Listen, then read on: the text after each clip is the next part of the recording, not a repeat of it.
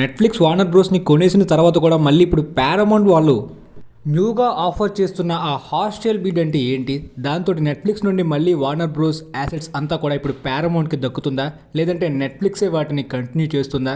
ఇప్పుడు Netflix Warner bros యాసెట్స్ని own చేసుకున్న తర్వాత కంటిన్యూ చేసే విధానం అంతా కూడా నెట్ఫ్లిక్స్ లానే స్ట్రీమింగ్ ప్లాట్ఫామ్స్లో ఉంటుందా, థియేట్రికల్గా ఉంటుందా? అండ్ చాలా మంది జేమ్స్ గన్ యూనివర్స్ని ఆపేస్తారు, స్నైడర్ వర్స్ కంటిన్యూ అవ్వచ్చు, ఇలాంటి కొన్ని రూమర్స్ని అయితే మాత్రం అంటే వాళ్ళకి తెలిసిన థియరీస్ని వాళ్ళ స్టైల్లో స్ప్రెడ్ చేస్తున్నారు, కానీ అఫీషియల్గా ఏది కూడా వాళ్ళకైతే క్లారిటీ లేదు.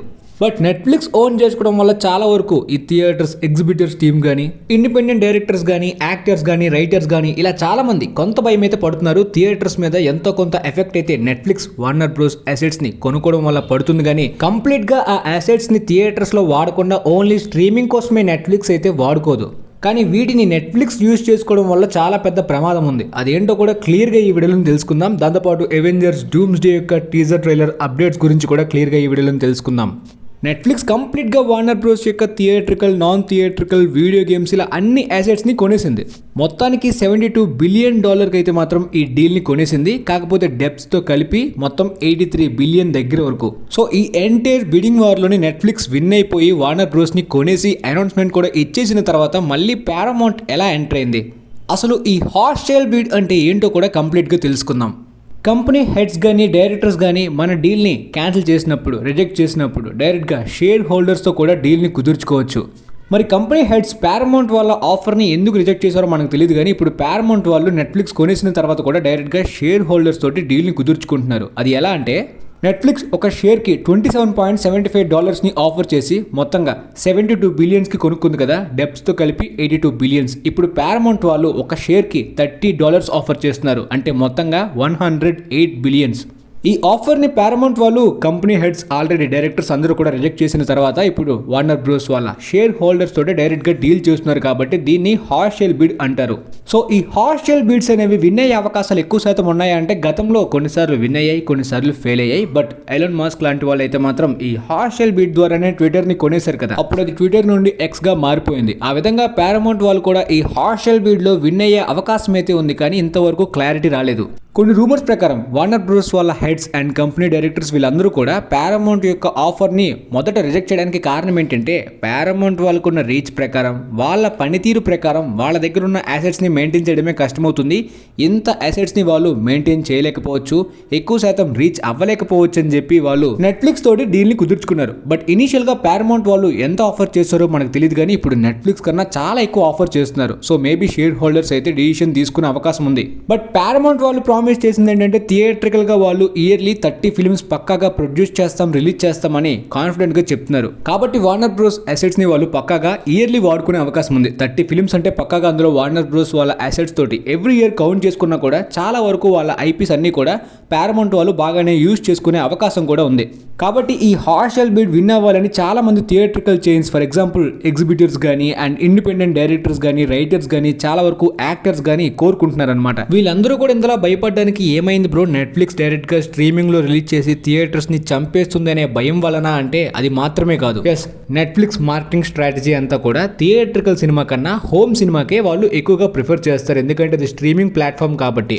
బట్ దానికి యునానిమస్ గా అందరూ కూడా అగ్రీ చేయరు. చాలా మంది ఫిల్మ్ లవర్స్ కానీ, ఆడియన్స్ కానీ థియేటర్స్ లోనే ఫిల్మ్స్ ని చూడడానికి ప్రిఫర్ చేస్తారు. కాబట్టి నెట్ఫ్లిక్స్ వాళ్ళు కూడా వార్నర్ బ్రోస్ వాళ్ళ అసెట్స్ ని కొనే ముందు చెప్పేశారు, మేమైతే మీ ఫిల్మ్స్ ని కంప్లీట్ గా ఓటీటీ కాదు థియేటర్స్ లోనే రిలీజ్ చేయడానికి ప్లాన్ చేస్తాం, ఒక మంచి డిస్ట్రిబ్యూషన్ కంపెనీ కూడా దొరికితే అని చెప్పారు. సో నెట్ఫ్లిక్స్ ఇప్పుడు వార్నర్ బ్రోస్ అసెట్స్ని ఓన్ చేసుకున్న, వాళ్ళే రన్ చేస్తున్న. థియేటర్స్లో అయితే మాత్రం వార్నర్ బ్రోస్ వాళ్ళ IP films like example DC films కానీ, అప్కమింగ్ బ్యాట్మెన్ కానీ, డ్యూన్ 2 కానీ ఇవేమి కూడా ఆగిపోవు, థియేటర్స్లోనే రిలీజ్ అవుతాయి.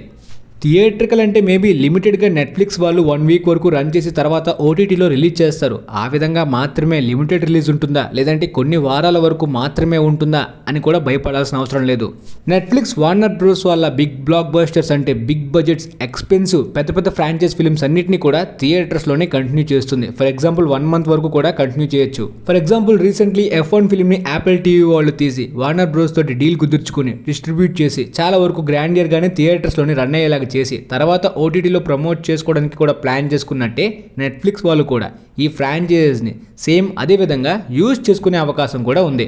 కాబట్టి అప్కమింగ్గా రాబోయే వార్నర్ బ్రోస్ వాళ్ళ బిగ్ బడ్జెట్ ఫిల్మ్స్ అన్నీ కూడా ఇప్పుడు స్ట్రీమింగ్లో వచ్చేస్తాయని మాత్రం అనుకోకండి. ప్రెజెంట్ రన్ అవుతున్నవన్నీ కూడా అలానే రన్ అవుతాయి అనమాట. ఈవెన్ డీసీ యూనివర్స్ కూడా జేమ్స్ గన్ అండర్లోనే కంటిన్యూ అవుతాయి. నెట్ఫ్లిక్స్ వాళ్ళు దానికి ఏమాత్రం కూడా అడ్డు చెప్పరు. కానీ వార్నర్ బ్రోస్ వాళ్ళు నెట్ఫ్లిక్స్ వల్ల నీడ చోటన మాత్రం దాక్కున్నట్టు ఉంటారు తప్పించి కంప్లీట్గా నెట్ఫ్లిక్స్ వాళ్ళు ఈ వార్నర్ బ్రోస్ వాళ్ళ అప్కమింగ్ ప్లానింగ్స్ అన్నీ కూడా మార్చేసి ఓటీటీలోనే వీటన్నిటినీ కూడా రిలీజ్ చేయరు.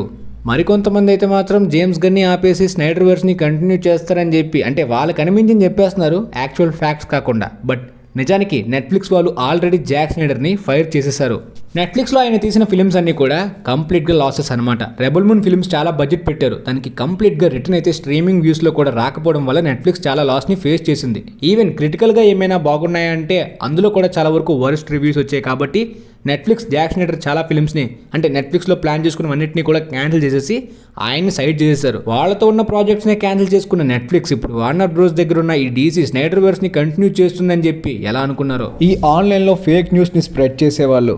సో ప్రాబ్లం ఇది కాదు, మెయిన్ ప్రాబ్లం అందరూ కూడా భయపడేది ఏంటంటే ఈ normal budget films and low budget Warner Bros వాళ్ళ ఫిల్మ్స్ అన్నీ కూడా మేబీ స్ట్రీమింగ్కి వెళ్ళిపోయే అవకాశం ఉంది. For example drama genres. Warner Bros వాళ్ళ big assets, big budget, big blockbuster films అన్నీ కూడా హ్యాపీగా థియేటర్స్లో రిలీజ్ చేయడానికి నెట్ఫ్లిక్స్ వాళ్ళు ప్లాన్ చేస్తారు. కానీ నార్మల్ బడ్జెట్ ఫిల్మ్స్ కానీ అంటే రిస్కీగా అనిపించే మీడియం బడ్జెట్ ఫిల్మ్స్ కానీ డ్రామా జానరాలో లో బడ్జెట్ ఫిల్మ్స్ కానీ వీటికి థియేటర్గా నెట్ఫ్లిక్స్ ఏమీ కూడా ప్లాన్ చేయకుండా వాళ్ళ ఓటీటీలోనే ప్రమోట్ చేసుకునే అవకాశం ఎక్కువ శాతం ఉంది. లేదా 1 వీక్ వరకు థియేటర్స్లో ఉంచేసి లిమిటెడ్గా రిలీజ్ చేసి ఓటీటీ నెట్ఫ్లిక్స్లోని రిలీజ్ చేసుకునే అవకాశం కూడా ఉంది. దానివల్ల చాలా వరకు బాక్స్ ఆఫీస్ రెవెన్యూ థియేటర్కల్గా కూడా ఎఫెక్ట్ పడుతుంది. దాంతోపాటు ఆ డైరెక్టర్స్ కానీ యాక్టర్స్ కానీ థియేటర్స్లో కాకుండా ఓన్లీ ఓటీటీ ఫిల్మ్లోనే చేస్తున్నాం అన్నట్టు ఉంటుంది.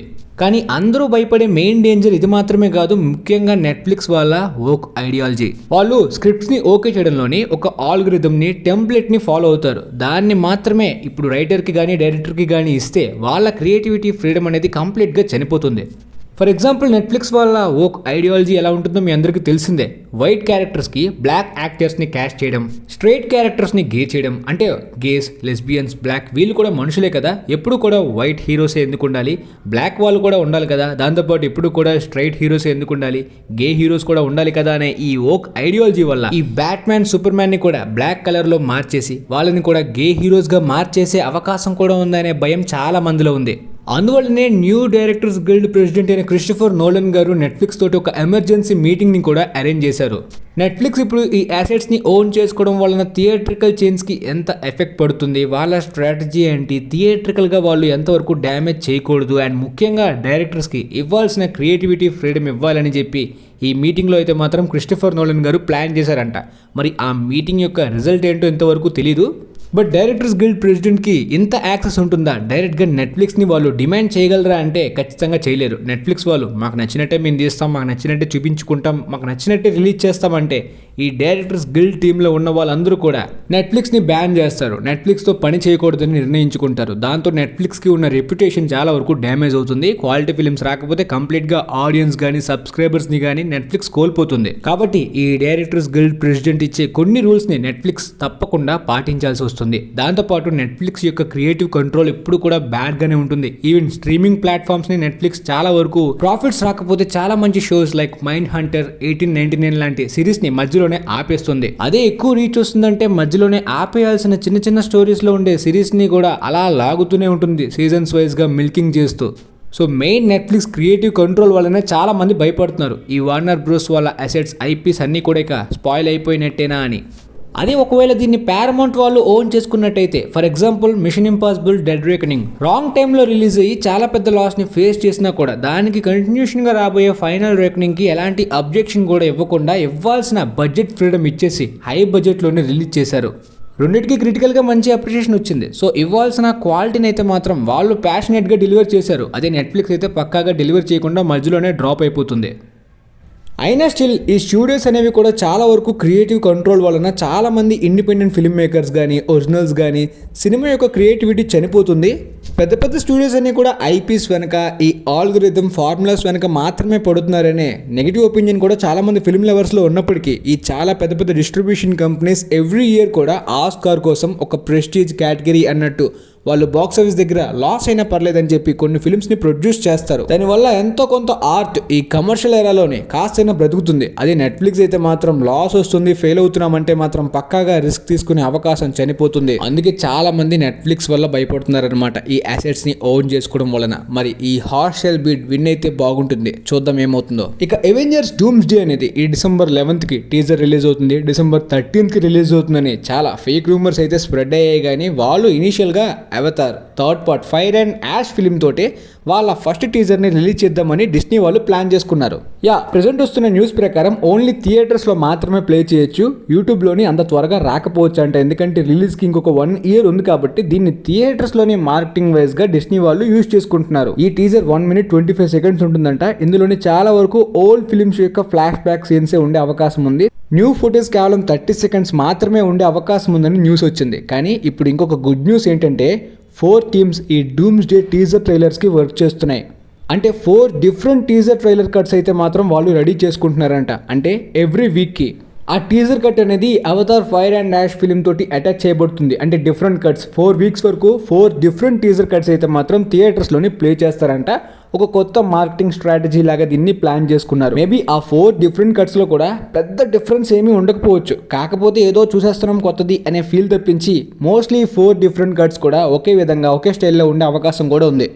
మేబీ ఒక 2-3 seconds ఎక్స్ట్రా ఫుటేజ్ అయితే మాత్రం ఈ డిఫరెంట్ కట్స్లో లభించవచ్చు. దాంతోపాటు avatar fire and ash long రన్లో ఎక్కువ మంది పాపులేషన్ చూస్తారు కదా, ఓన్లీ ఫస్ట్ వీక్లో ఈ టీజర్ని ప్లే చేసి తర్వాత చాలామంది మిస్ అయిపోతారేమో అని ఈ విధంగా డిఫరెంట్ కట్స్ని ఈ లాంగ్ రన్లో చూసే ఆడియన్స్ కోసం మార్కెటింగ్గా డిస్నీ యూజ్ చేసుకుంటుంది. ఒకవేళ ఆన్లైన్లో లీక్స్ అయిపోయినా మళ్ళీ నెక్స్ట్ వీక్ వచ్చే టీజర్ కట్ గురించి కూడా చాలా మంది ఎక్సైట్ అవుతారు. బట్ నేనైతే ఎక్కువ శాతం డూమ్స్ డే కన్నా క్రిస్టఫర్ నోలన్ గారి ద ఒడిసీ ఫిల్మ్ యొక్క ట్రైలర్ కట్ గురించి వెయిట్ చేస్తున్నా. మొన్న వచ్చిన గ్లింప్స్లో పెద్దగా ఏమీ రివీల్ చేయలే, బట్ ఈసారి రాబోయే కట్లో అయితే మాత్రం ఎక్కువ డ్యూరేషన్ ఉండబోతుంది, ఎక్కువ డీటెయిల్స్ రాబోతున్నాయి.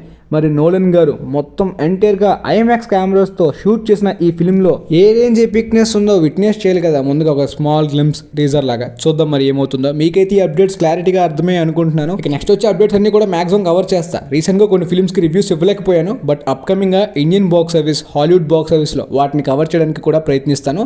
వీలైతే ఈ వీడియోని మీ ఫ్రెండ్స్లో ఉన్న వాళ్ళకి కూడా, డౌట్స్ ఉన్న వాళ్ళకి కూడా షేర్ చేయండి, వాళ్ళకి కూడా యూజ్ అవ్వచ్చు అనుకుంటున్నాను. And thanks for watching guys.